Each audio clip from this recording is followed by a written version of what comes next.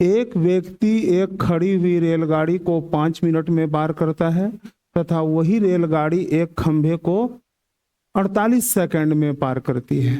तो व्यक्ति तथा रेलगाड़ी की चाल का अनुपात क्या है? तो हम लोग यहाँ देख रहे हैं कि व्यक्ति रेलगाड़ी को पार कर रही है और गाड़ी भी एक खंभे को पार कर रही है, यानी गाड़ी खुद को पार कर रही है।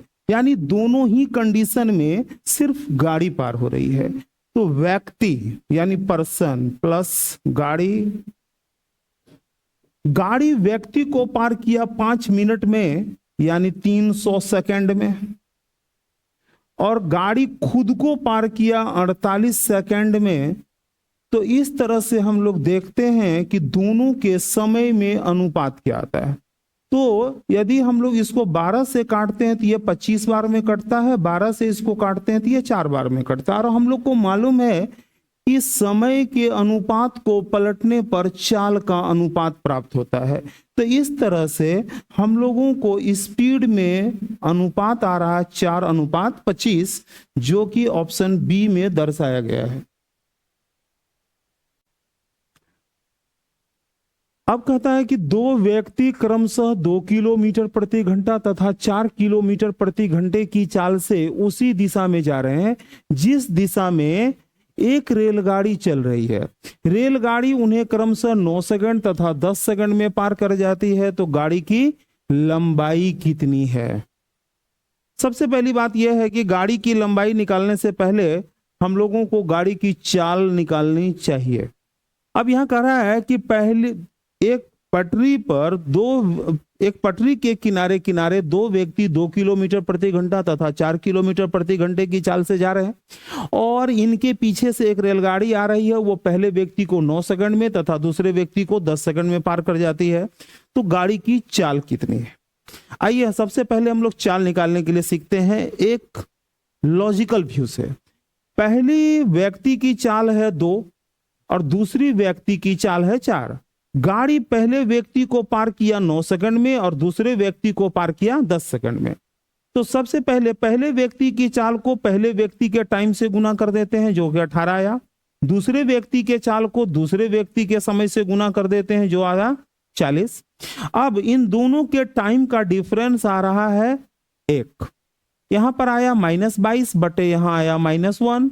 इस तरह से हम लोग गाड़ी की स्पीड निकाल लिए 22 किलोमीटर प्रति घंटा। ज्यादातर सवाल यही पूछा जाता है कि रेलगाड़ी की चाल क्या है।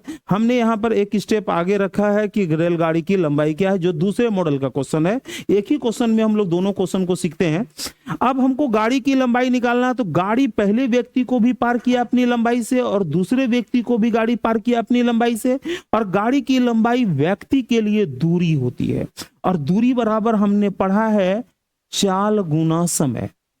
आइए, गाड़ी और व्यक्ति एक ही दिशा में चल रहा है तो सबसे पहले दोनों का चाल घटेगा। हम पहले व्यक्ति से तुलना कर रहे हैं, दूसरे व्यक्ति से। इन दोनों के चाल को घटाया गया तो ये आया 18। चाल समय हमारा है सेकंड में, इसीलिए चाल को हम लोग बदल देंगे मीटर प्रति सेकंड में। और गाड़ी व्यक्ति को पार किया था 10 सेकंड में। तो इस तरह से गाड़ी की लंबाई निकल रही है 50 मीटर, जो कि ऑप्शन सी में दिया गया है। मीटर लंबी तथा 90 मीटर लंबी दो रेलगाड़ियां 80 किलोमीटर प्रति घंटा तथा 55 किलोमीटर प्रति घंटे की चाल से एक दूसरे की ओर समानांतर पटरियों पर दौड़ रही हैं। तो यहां हम लोग देख रहे हैं दो अलग अलग लंबाई की रेलगाड़ी दो अलग अलग चाल से एक दूसरे के विपरीत दिशा में चल रही हैं। कह रहा है आगे, यदि उनके बीच की दूरी 90 मीटर हो तो कितने समय में वे एक दूसरे को पार कर लेंगे? समय मांगा जा रहा है। हम लोगों ने पढ़ा है समय बराबर दूरी बटे चाल। अब दूरी दोनों गाड़ी की लंबाई, पहली गाड़ी की लंबाई 120 मीटर, दूसरी गाड़ी की लंबाई 90 मीटर और इन दोनों के बीच का फासला भी है 90 मीटर। इस तरह से हमने सारे लंबाई को जोड़ दिया, ये टोटल डिस्टेंस आ गया 300 मीटर। अब गाड़ियां विपरीत दिशा में चल रही हैं तो दोनों गाड़ी की चाल जुट जाएगी, जो कि है 80 और है 55। इन दोनों को जोड़ने से ये आता है 135। अब यहां देख रहे हैं ऊपर में मीटर है, नीचे में सेकंड है।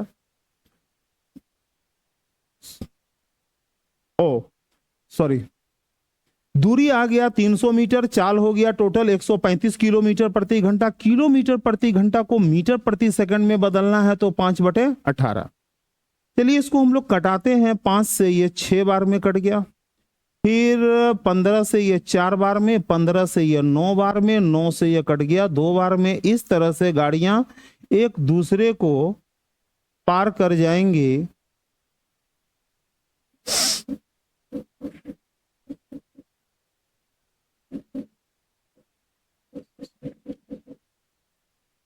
चार दूनी 8 मिनट 8 सेकंड में। स्टार्ट करें। एक रेलगाड़ी पटना से हावड़ा के लिए तथा दूसरी रेलगाड़ी हावड़ा से पटना के लिए एक ही समय में चलती है। मिलने के बाद ये रेलगाड़ियां क्रमशः 9 घंटे तथा 16 घंटे में अपने गंतव्य स्थान पर पहुंचती हैं। इनकी चाल का अनुपात क्या है? तो यहां देख रहे हैं 2 रेलगाड़ी, एक पटना से हावड़ा की ओर चलती है, एक हावड़ा से पटना की ओर चलती है, यानी कि दोनों ही तरफ से डिस्टेंस सेम है। और हम लोग पढ़े हुए हैं कि यदि दूरी समान हो, 2 गाड़ियों के समय में जो अनुपात लिया गया है, समय के अनुपात को पलटने पर चाल का अनुपात प्राप्त होता है। यहां हम लोग देख रहे हैं समय आ रहा है 9 घंटे और 16 घंटे। समय के अनुपात को पलटने पर चाल का अनुपात प्राप्त होता है। तो सबसे पहले समय निकालना है, तो 9 का अंडर रूट, 16 का अंडर रूट, समय में अनुपात आ रहा 3:4, तो इनके चाल में अनुपात क्या होगा? 4:3।